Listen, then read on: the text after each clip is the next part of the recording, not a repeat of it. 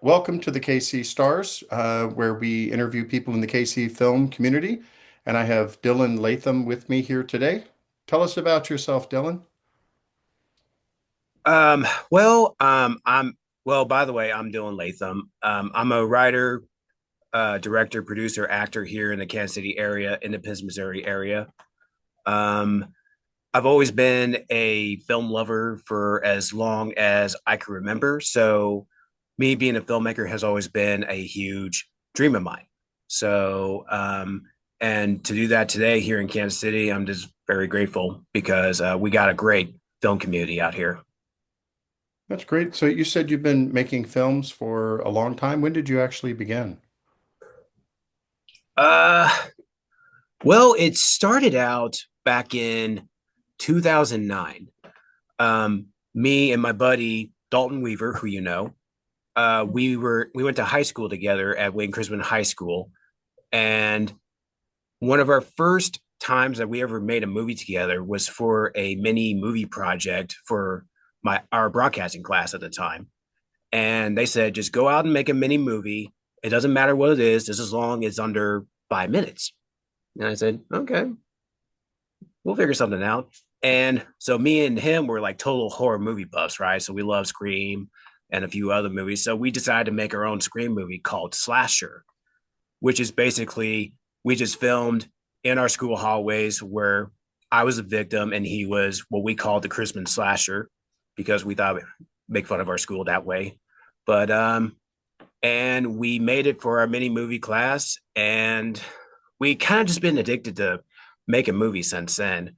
Since then, we made a sequel, which was like 30 minutes longer than the first one, because I thought it would be a fun idea to make a sequel where it kind of explains what happens in the first movie, what you didn't see, because it was only a 4 minute short film.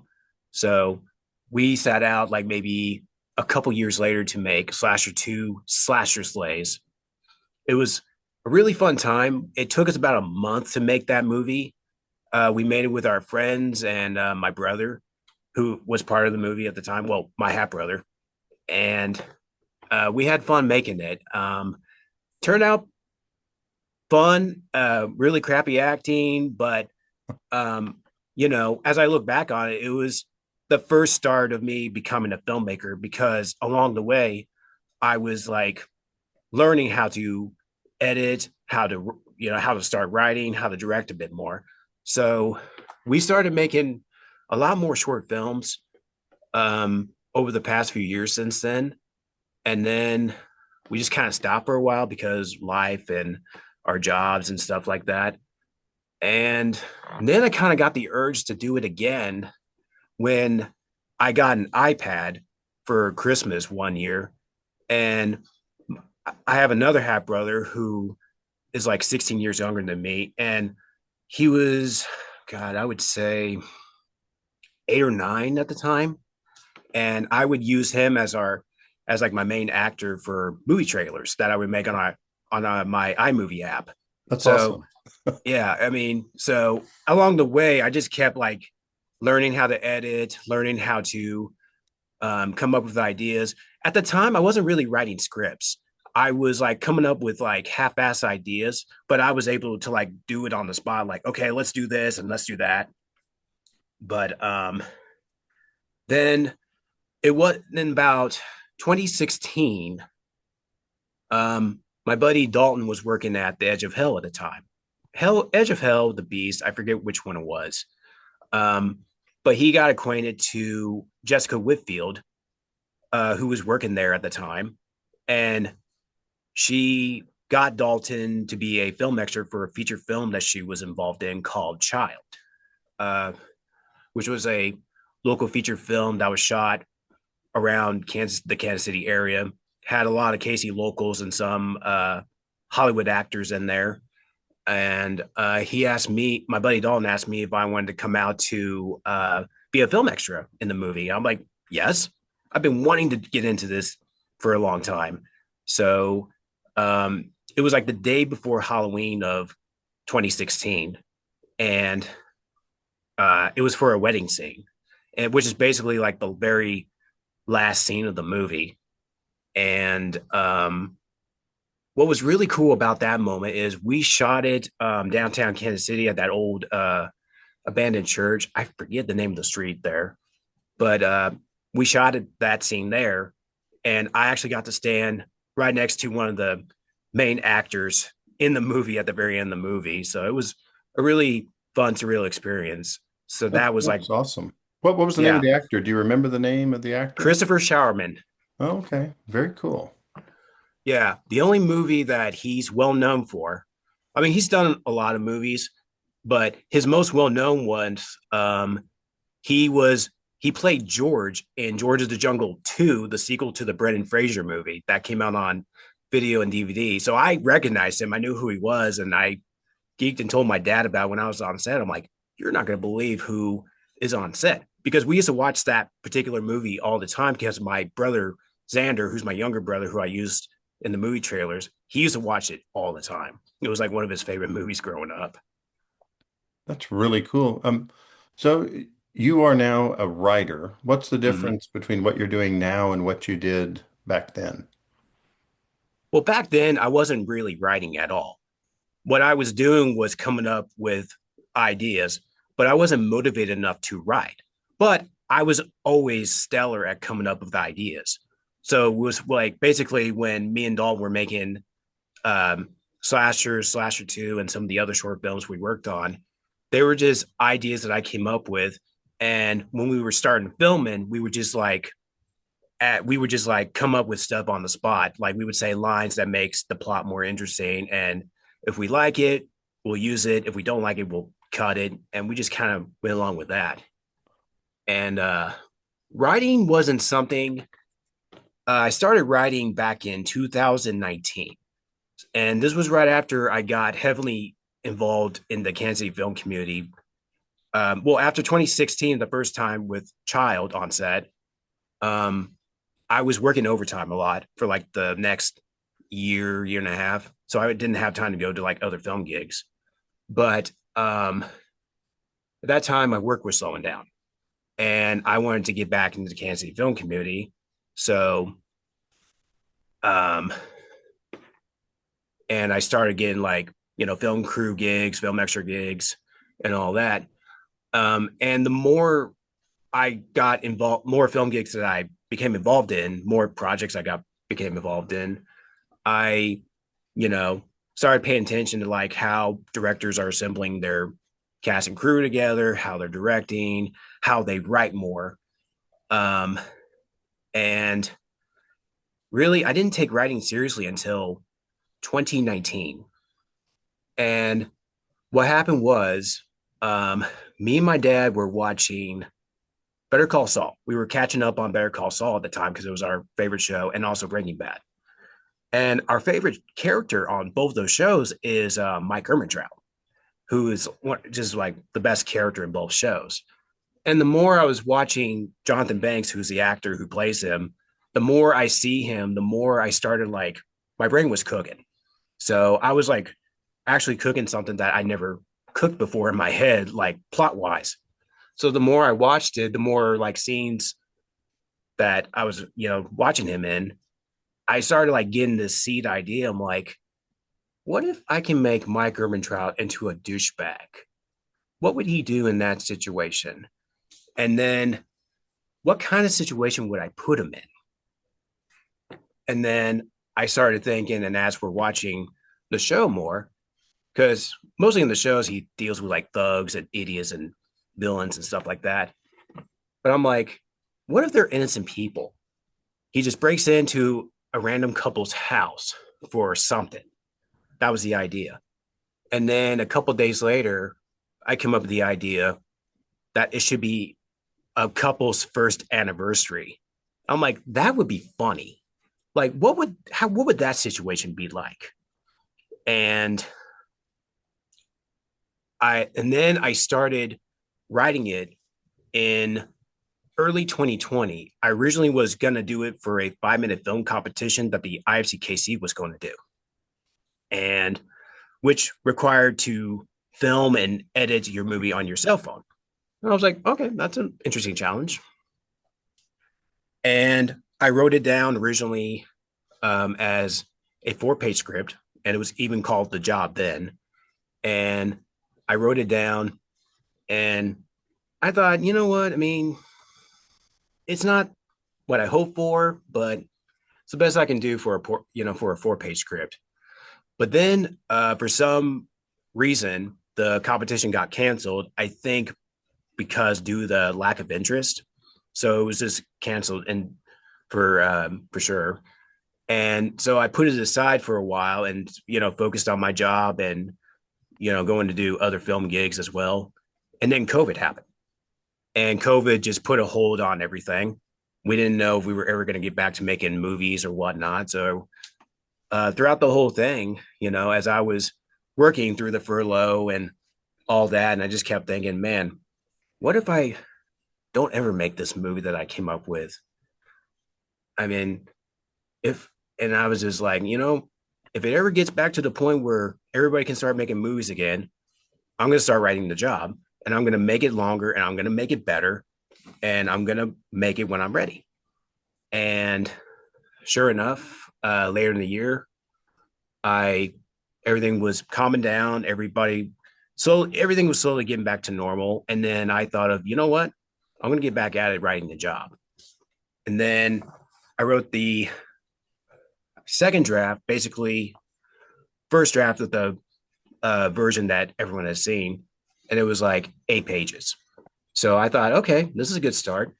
And then I thought about sending it to some filmmaker friends of mine who I became acquainted with. I sent it to Nick Woods, who I worked with, Joshua Leonard, who I worked with, and a few others. And they were like, the script is good, but just one thing. And I'm like, what's that? Lose the camera descriptions. And I'm like, oh, I guess I can't do that. Can't write camera movements in scripts. So that was my first mistake of writing a script. So ever since then, I never done it. And so I felt confident about it, and I gave it another shot, revising the script more into a few more pages. And I ended up writing 13 pages, and that's what ended up being the version of the movie The Job that you all see now. That's awesome. Hey, did you know, I don't know if you remember this, probably not one random email, but I had Mm-hmm. sent an email to you about that, about the job, but when you were filming it at a time that I couldn't, you didn't offer it to me or anything. I had sent in something to you.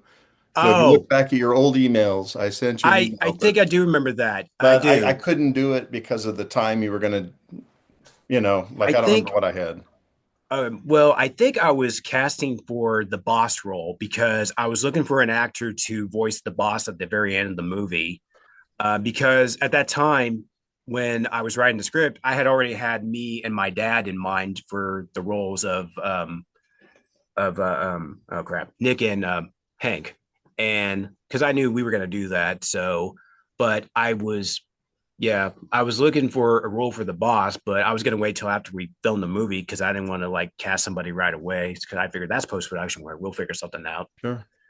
But Hey, I I think I do remember also your email. I saw your movie, The Will. Oh, uh huh. I thought that was excellent. Can you tell me a little bit about Really? that? Yeah, I thought it was great. Oh, thank you so much. So that was a movie that was originally made for the One Night Stand film competition back in 2023. And what had happened was I became friends with Megan Reynolds, and Megan Reynolds offered her apartment complex to, well, originally she was going to offer us the school that she was teaching at the time in Kansas, but they were doing construction at the time. So she said, "Hey, why don't we just do it in my apartment complex instead? We got like a bunch of options there." And I was like, "Okay, cool. Let's go." Yeah, and I saw pictures of the place before we got there, and I thought, "Okay, this is cool." And we all met up, the cast and crew, and we, uh, waited around till our, stuff was going to be announced, what prop, what line, and all that, and and as the requirements were coming in, okay, it was a box, and then the line was, "You have nothing to fear if you have nothing to hide," which is from Harry Potter, and I forget what the other requirement was, but from there, um, the cast and crew were pitching like story ideas, like, okay, let's do this, let's do that. And I was kind of collecting everybody's ideas, like, okay, I like this. I like this a lot. And then I started like brainstorming, like, okay, okay. And I'm like, Debbie, your character's last name is going to be Cusack. Actually, you, Megan, and Alfredo are siblings, and you guys are here for a will reading. Oh, and the genre was family drama. That was the other one. And um, so we were just like brainstorming ideas. And then I started writing the script, which I wrote the script in about 75 minutes Wow. from beginning, middle, and end. I mean, I know I'm even still wowing myself that I did that. I'm like, I can't believe I wrote this script in 75 minutes. That's insane. And well, at that time, I didn't know what my next movie was going to be. So I wanted to challenge myself and be experimental as a filmmaker. Cause I'm like, okay, I've done the job. Maybe I should do the one I stand this year and see what movie I can come up with as a surprise for everybody. And when we were doing the will, I mean, whew, it was a it was a long day, but this is interesting. So we shot most of the movie, but we did not film the ending. We didn't have time to film the ending. We didn't have the pickup shot at the beginning with the painting. We just had the opening scene where Debbie Diesel and Amy Dackerson's character comes in. That's how we started because we didn't have time to film the rest because of the timeline. So we were just like rushing, trying to get it done. We hit a post product. We hit a snag with the sound. The sound wasn't syncing up right or something, and editing. I mean, we were sweating bullets, sweating bullets, and I sent one of our crew members, down to Glenwood Arts where we were showing the movie, and I'm like, run, Forrest, run, get there, so we can have the movie in on time. We were late, but we got to shown, and it was the very last movie of the night. And what was really interesting about that was the screening of the movie was really interesting. Like most of pretty much the whole entire lineup were like comedies and stuff like that. But when our movie came on, it was like this, oh my God, Black Sheep kind of movie. Like everybody was quiet. Like everybody was quiet. And I remember just looking around the audience. I'm like, is this a good thing or is this a bad thing? And I was like, I don't know. Like, I don't know how people react to that. And then when they saw the ending, because it ended right at the end of the killing scene where the killer takes off the watch, we didn't film that whole entire ending yet at all because we didn't have Oh. time. And I remember as soon as that ended, Trevor Martin got up and went, "That's it? Where's the rest of it?" I'm like, if we had more time, I mean, and so even and it was amazing because that whole day was amazing because the cast and crew, so, I mean, as soon as they saw what we did with the movie, they were just like, we're coming back to finish the rest of the movie. I mean, just because we believe in this movie so much. And I was like, let's do it. Like, just one more day. We only need to film the ending of the movie and then do a pickup shots for the beginning and ending shots, and we're good to go. And it was interesting too, because the ending was a bit different before we actually shot the ending that we ended up filming.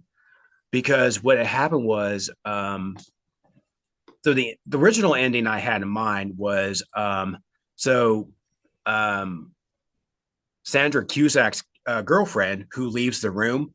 She was originally involved with the killings with my character and Javon's character. So She when was you gonna showed, hard sorry to interrupt, but when you showed the movie, you didn't have all the people die at the end like you did. no, no. They saw a totally different movie than I did. They saw what was like pretty much like a serial from like 1930s with the cliffhangers. That's how I felt watching it. Because and that was I think Trevor Martin's reaction, like, that's it, we gotta wait to watch the whole thing. I'm like, well, you could have given us more time. But yeah, so it was crazy. So like so I revised the ending a little bit to make it more better because it was kind of because I wrote it in a rush. And so I made it where Ami Dackerson's character was going to be the one who kills Sandra at at the beginning of the killing scene. But what had happened was a couple of the actors couldn't make it at the time.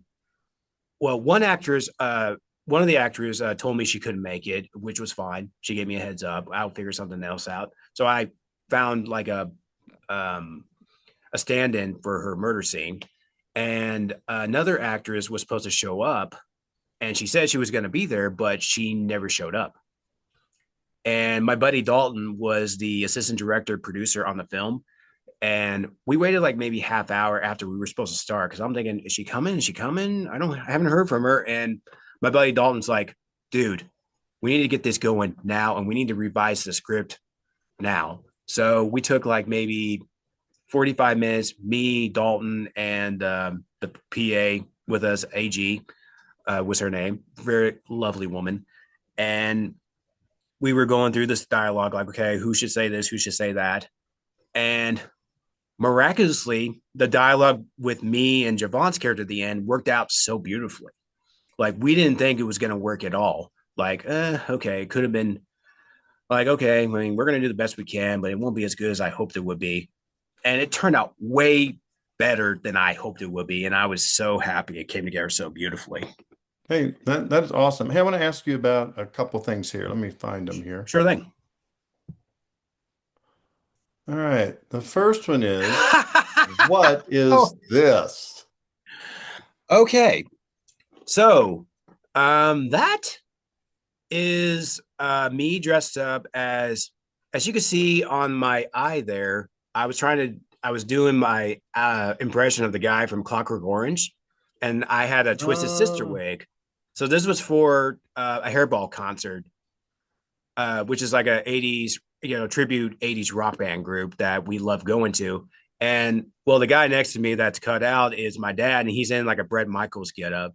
So yeah, so we went to this hairball event. This was like, oh God, maybe almost 10 years ago now.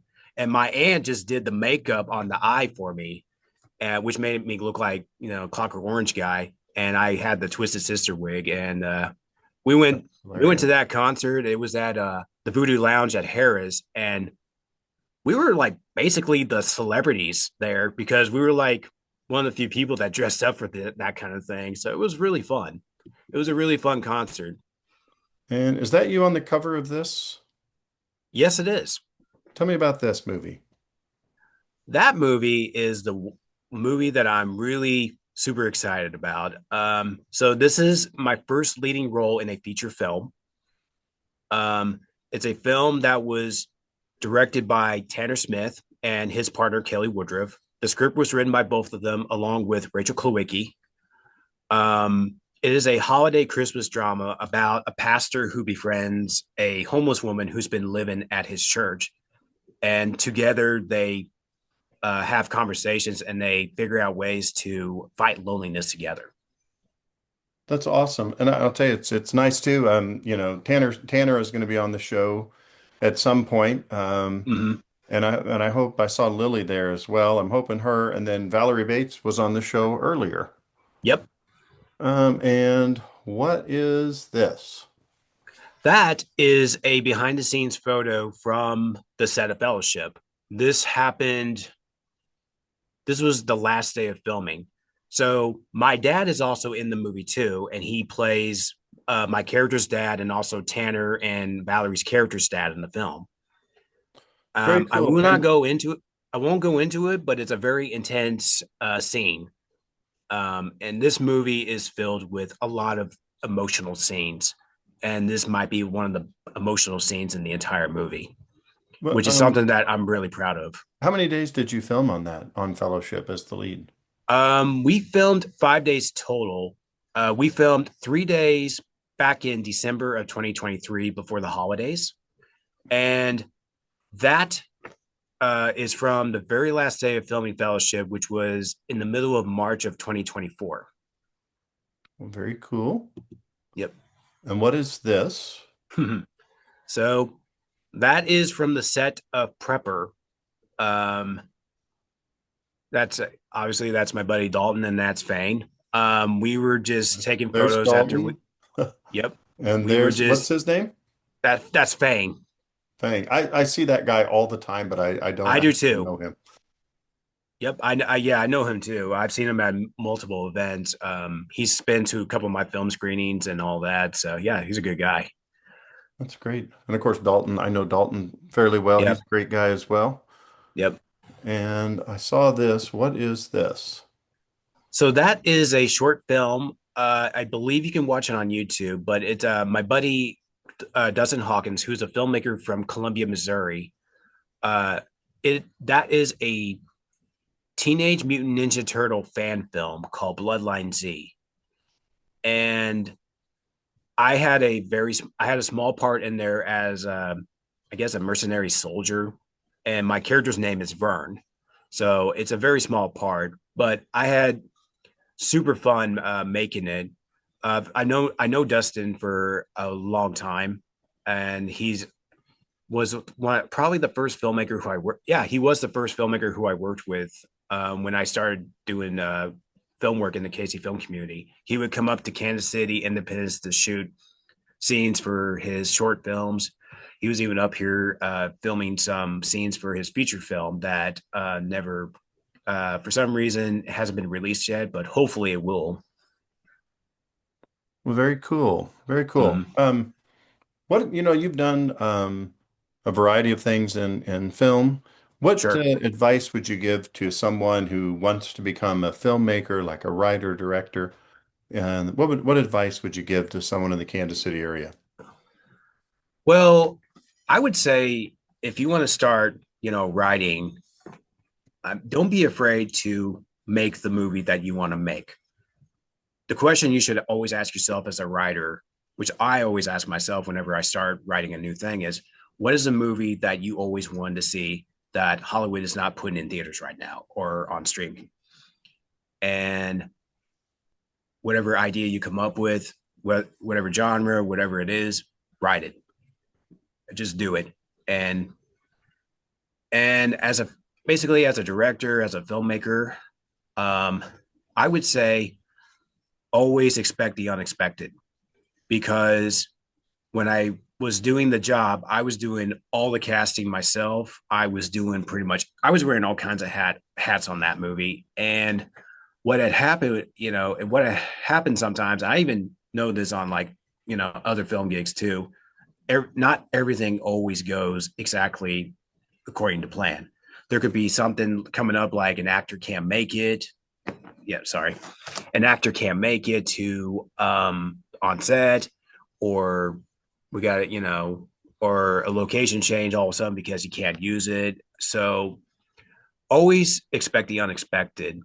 And if your plan A fails, always have a plan B, and also always have a plan C, D until you get to a plan that works. Or if plan A, Z don't work, then go to plan 1 to 100.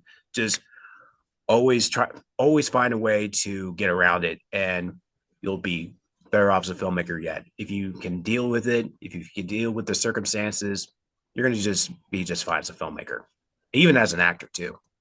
Well, where can we find your work? My work. So, um, oh boy, There's so many.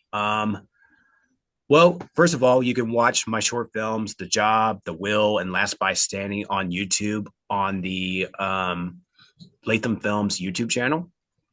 You can also watch The Job on the streaming service Reveal, which is spells Reveel. You can also watch a short film I did with Ghost Chaser Productions called Epiphany of the Honky Chateau. It was my first leading role in the Kansas City film community, which I feel very proud of. Um, there's a feature film that I did with Chad Johnson called Steve Jobless, where it's probably the only movie I've done where I played multiple roles I've seen in. that movie. Actually, I thought that was so wonderful. Oh yeah, It was a it great was movie. really, I mean, I was like, it was low key funny the whole time. yeah. It I was mean, great. yeah, it was really great. I mean, what was different about that is like most comedies are like kind of like happy uppity, but this one was like a funny tragedy, which is something you don't see much in comedies anymore. And that's what like movies like The Jerk kind of works because there's like some tragedy in there as well.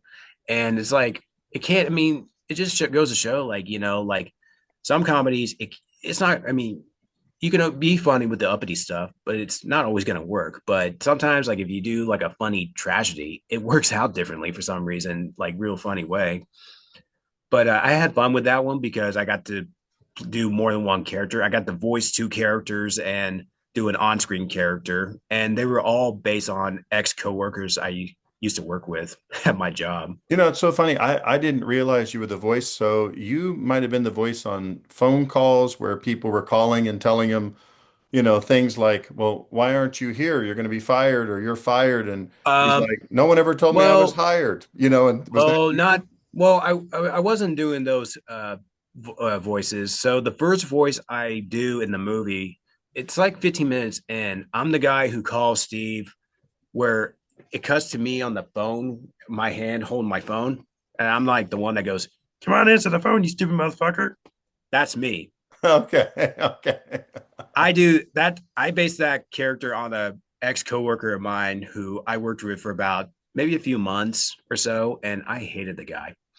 And that was his catchphrase every time when he's trying to make a sarcastic point to everyone. He's like, "Well, come on, you should have known that, you stupid motherfucker." And what was funny about that is that's how I met Chad. It's because I met Chad at my job because he worked for a company that sent him to the auto auction where I work at to do inspections on their vehicles. And when I first met him, I kept looking at him. I haven't had a conversation with him yet, but I kept like looking at him like, where do I know that guy from? He looks so familiar. And I went, wait a minute, that's Chad Johnson. And so I met up with him and we just, clicked. And next thing I know, I'm doing impressions of my ex coworkers, people that he actually knew and worked at the time too. And he was like, well, I'm going to write you a movie where you're going to play those characters. I'm like, I'll believe when I see it. Then, like 6 months later, he sends me the script for Steve Jobs. And I'm just going, well, I'm doing that movie now then. That's awesome. I'll tell you what's so funny is I think the theater community, which I am not a part of, is the same way because Uh-huh. talking to theater people that are on set who sometimes do film and theater, they Sure. go back and forth like I do. I go to this theater for one thing, and then I go to another theater and I perform here, and then I go back to the first theater. And they gradually meet everybody in the theater community in Kansas Yeah. City by going there. And like, not that you and I know everybody in the film community, but Mm-hmm. we have hundreds of acquaintances and hundreds of more people that we know who they are. Oh, yeah. I I mean, we know. do because you and I are acquaintances and Mm-hmm. we've met before. We've talked a couple times. We've never been Yeah. in anything together, No. but I know who you are. Yep. And I watched at least one of your movies and thought it was great. Yeah. So, Yeah. um, so I respect your work. Thank you. And also another one I was going to mention. There's a two-parter that I was involved in with Baron Redman called Alan Jones, Part One and Two. I believe, you can still rent or buy them on Amazon Prime for a very reasonable price. You can catch those on Amazon Prime as well. So that's Very pretty much cool. where you can see most of my work. A very important question on my podcast, if you've watched the full episodes. I think I know where this is going. What's going to be my question? Does it have to do with barbecue? Yes, yes. You can only choose one, but I will allow caveats and second choices. But if the Okay. one that you would most likely recommend, what is the barbecue place anywhere in the Kansas City metro within 50 miles? Where would it be?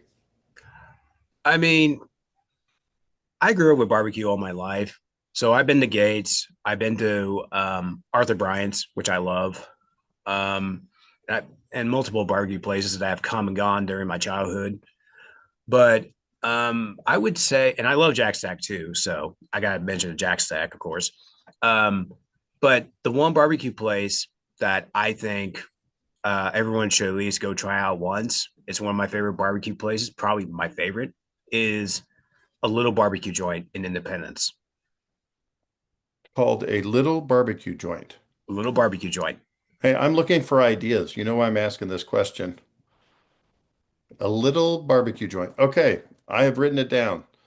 I will go there someday. Yeah. I've been to dozens of barbecue restaurants in Kansas City. Yeah. There's probably a couple hundred or more. And I was talking to someone. I have a coworker Mhm. who's originally from New York, and everybody in New York has the best pizza place. A lot of times it's someplace in their neighborhood, maybe not the closest, but nearby. Mhm. Kansas City, we got the whole neighborhood. We all have Yeah. cars here. Oh, So, yeah. so everybody has a place in Kansas City. They're like, what would be your second choice? My second choice, um, I would say my second choice would be Arthur Bryant's Okay. because I love their sauce. I just think they have really good sauce. I've always been a diehard fan of it because there used to be one many years ago at Ameristar, and my grandparents would take me there all the time to go out and eat. And we would also go out to Gates too, which I love Gates, so Gates would be my number three. But number two is definitely Arthur Bryant's. Some people love Arthur Bryant's and some don't. And I think it Yeah, is based on what you order because their sauce to me kind of has a Heinz 57 taste, sure. almost like a regular barbecue sauce and a Heinz 57, like kind of that. And it's a little harsh, but on beef, it's fantastic. Yes. But I think if someone orders chicken, it probably, I don't know. I mean, I don't know about that because I never had a chicken from there, but like all the meats I've had there before, and even on their fries, I just think it's amazing. I just love their sauce. It just has that more nice, like you said, Heinz 57, but it has a bit of a vinegary taste, which I dig so much. So that's pretty much why I love Arthur Bryan so much. That's good. Hey, tell me, what is your area that you've gotten the best at in the filmmaking process? Ooh, man, that's a good question. I mean, I mean, I mean, acting, um, the acting thing was kind of really unexpected because, um, the first time when I was doing Honky Chateau, I wasn't even considered for, the lead in that movie until, um, the actor who was originally supposed to play that part dropped out like 3 days before the movie or before filming started. So they asked me the last minute, like, "Hey, man, so and so had to drop out because he has to have like feet surgery or something or foot surgery. Can you, you know, come out and play the role?" And I was like, I don't know. I don't know. I mean, I was looking forward to doing the cowboy part you asked me to do. He goes, "All right, dude. Here's the thing: either you play the part, or I'm gonna have to find somebody in the next 3 days to play the part." I'm like, just let me think about that. And I thought about it for like 20 minutes, and I'm like, you know what? Go big or go home. Let's do it. But but the more I do acting, I think I've been getting a really good knack at it. So it's just been really fun doing acting. And I think really honestly it's writing, because writing is something that I really haven't never thought I would get to that point because all my life I always wanted to be a film director. Like I wanted to be like the next Steven Spielberg or Quentin Tarantino, moving out to Hollywood and make big budget movies. Um, but I realized that wasn't going to happen for me. So when I found the KC film community, excuse me, and I wanted to get involved, I was just like, you know what, I can make something out of this. And then as I started doing more film gigs and all that jazz and seeing how everything worked, I think as a writer director, I think I really established myself pretty well. Acting is just like a huge bonus, like this huge unexpected bonus I ended up getting, like I love. So I mean, all of it is, I think I've been, getting the knack for it. So I enjoyed every minute of everything. What do you think motivates you to be a part of the kind of the art community here, the filmmaking community? Um, Basically seeing what will happen next. Just seeing what could be, what could happen in the next few years in filmmaking. And like when it comes to like when it comes to me, like when it comes to like writing, I'm always like I'm always trying to write things when I'm not working. And the thing I'm always excited about that is um, what if, it's like, because that's pretty much what all movies is, what ifs, and, but what if I do it like this? And also just seeing what other well-known filmmakers are willing to do in their next projects, like um, L. Tanner Smith, who's making like pumping 10, 15 movies a year, and seeing what Patrick Poe, Lola Loren, Baron Redman, Dustin Hawkins, Sam Toddy, all those great filmmakers, seeing what they're up to and seeing what actors can do in those movies as well. So it's just really exciting to see what kinds of short films are coming out every year, because we just have a really talented community here. Not just the actors, but not just the filmmakers, but the crew members as well, who just helps make it happen. It's just so interesting to see what comes out of the Kansas City filmmaking community And and seeing the results. you're a writer, Mm-hmm. and do you ever get writer's block or Yeah, every now and then I do. I mean, if I start to write something and if I get, a writer's block, I just like take a break from it and just, take a, just I kind of take a break, a few days break, and see what I can do with it. If I don't have anything if I can't figure out the ending of the movie, then I will more likely, put it aside, because, if I can't figure out the ending, then there's no point in writing it. But like another great example was um, when I had the idea of the job, I had the idea of the assassin breaking into a couple's house during their first anniversary, but I didn't know how the whole entire film was going to play out. So what happened was, as I was writing the script, all the dialogue that you see in the movie pretty much just came together. And I'm like, at the halfway point, I'm going, okay, so they get down to the basement. What happens from there? And I pretty much used my house as like a Swiss Army knife for what I can do in my house to film, because that's where we shot the movie, was my house. no, I have a question though. Do Sure, you yeah. so you start with the middle idea or do you start at the beginning and go? I start from the beginning and go. Okay. I'm a beginning, middle, end guy. Um, Always. I don't start out like in one scene in the middle and then go to the beginning.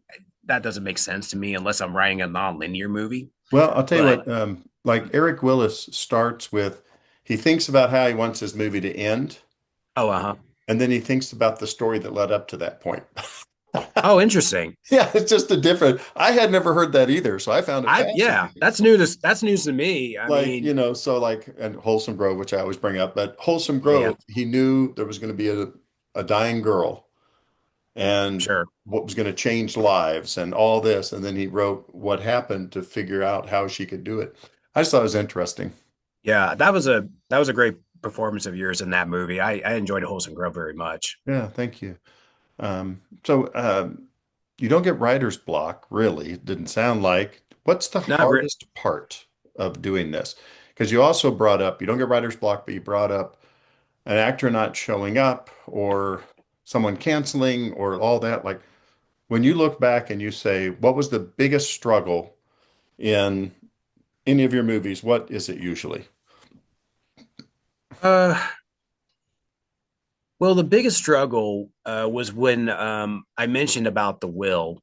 So, I mean, when those two, when well, one of the actresses didn't tell me that she was not going to show up. She just kind of like ghosted us, and that was really hard to do, because what I originally, when I wrote the ending of the will, I had her character killing the other character in the movie, and she was supposed to be, part of the ending, but and then rewriting the ending. I think that was like a real huge struggle, but we eventually, got around to it and figured out how we're going to end it. But yeah, I think that was one of the hardest parts. And there was, there was a, let's see, I was trying to think of something else. Yeah, I'm sorry. I keep moving. Okay. Okay. Hey, Yeah, I think that. nobody can see me do that with my hands, so only you Oh, see it. oh, okay. Well, that's good to know. But yeah, I think like as a writer, that was a pretty tough challenge for me as to like figure out how to rewrite the ending of the will after I originally wrote it. So that was a Yeah, pretty big that would be challenge. hard. Oh, it will be. That would Yeah, be hard. it's Which one of tough. your movies has won the most awards? The Job. It has won 17 awards. Wow. Yeah, That's not just getting into 17 festivals. That's 17 actual that's awards. 17 awards out of man. Uh, I submitted it to like maybe 30 film festivals for that movie, and I ended up getting like 17 awards total. Wow, that's wonderful. What was Yeah. the biggest film festival you were in? Or which one are you most proud of? Um. Well, the one that I'm really proud of the most was actually the most unexpected. So I got into First City Film Festival in Leavenworth, Excellent. and yeah, which is the film festival I wanted to, get accepted in. I hoped it did, and it got in, and I didn't know if the movie was going to get nominated for anything or not. So I thought, okay, well, if it doesn't get nominated, I'm still going to have a good time and whatever. And um, the award announcement came out like a couple weeks before the event, and my co-star Debbie Diesel got nominated for Best Local Supporting Actress for her performance in the film. And what was interesting about that category was the other two actresses that were nominated in that same category was for feature films that were showing. So I thought that's kind of interesting to combine short and feature film nominees in one. Okay. But we get to the award ceremony that night. She comes and we're hanging out with our friends and stuff like that. And I just figured, one of those other actresses from feature films is going to win this for sure. Like I'm like, yeah. So I'm just kind of going off of that. And then that category comes up and they announce that she won the award. I was like, uh, no way. The movie won an award?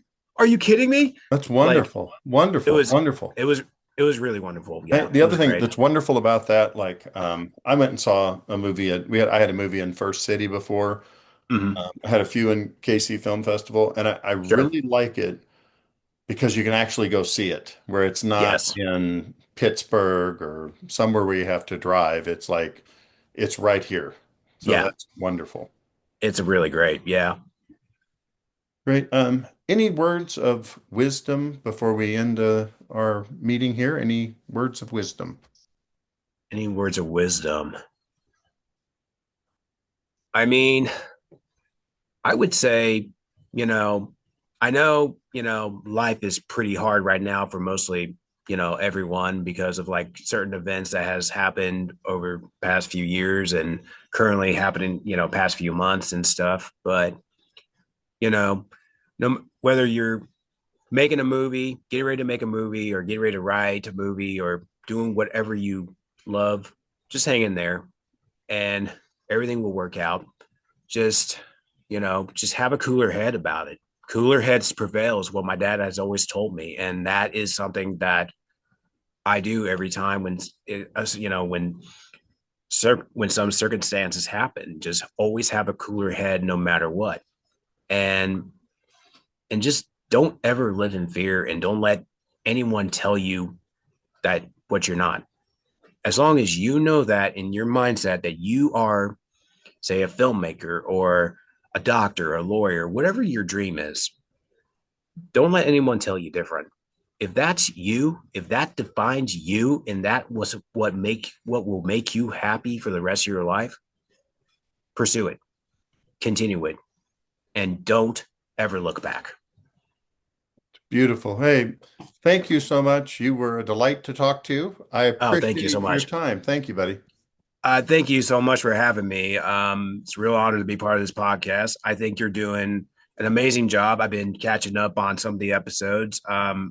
I think you're doing an incredible job with the questions and having some really great guests. It's really refreshing to see other people from the local Kansas City film community to share their 2 cents and have their moment. So I think it's really great you're giving such a medium for us. And I just want to thank you for that. Hey, thank you, sir. I appreciate you being on. Yep. Thank you.